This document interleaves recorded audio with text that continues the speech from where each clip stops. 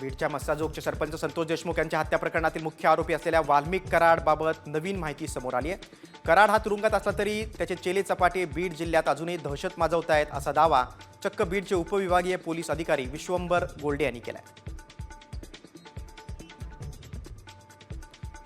आका जेलमध्ये मात्र बीडमध्ये चेल्यांची दहशत आहे असा आरोप खुद्द एका पोलीस अधिकाऱ्यानं केलाय। बघ, वाल्मिक कराड जेलमध्ये असतानाही कार्यकर्त्यांची बाहेर दहशत आहे असं विश्वंभर गोल्डेंचं म्हणणं आहे। तिने हा दावा केलाय। अटकेच्या विरोधात समर्थकांचा शिवाजीनगर पोलीस ठाण्याबाहेर गोंधळ।